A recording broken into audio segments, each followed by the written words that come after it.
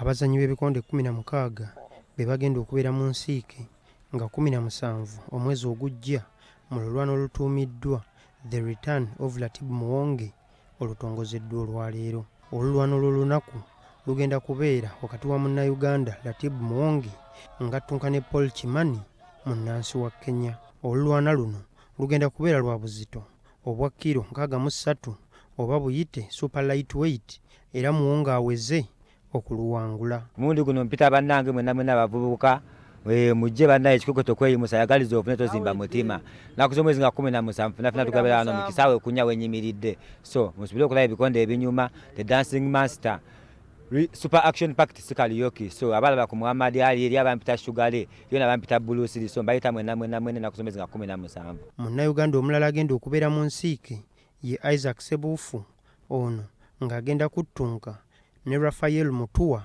munnansi wa Kenya mu buzito bwe bumu obwa super lightweight. Omunnakenya ole twamukubidde waabwe kale era ajja waffe kakigenda bacyanjawulo nnyo basuubiza ebikonde wansi waggulu lwamu tugenda kukubawo tiimu Sparta mukimanyi kiba kigwa buggwe. Olulwana luno lugenda kutegekebwa ku kisaawe ekya Lufuka ezzana nga Richard Wasswa omu ku balutegese bw'annyonnyola. Fight zino bwe tuzireetako eno mu byalo eno kijja kuyamba n'omuvubuka omuto abadde akuze nga alaba Latibu Muwonge alabe nga ekisaawe kikubyeko naye nga kizze kuwagira Latibu Muwonge naye kijja kumuzzaamu amaanyi ayongere okubanga ate asumusa talenti ye. Bannazana bannantebe road mwenna musubire ekinyuvu kubanga ono ekisooka ali wakati champion wa Africa.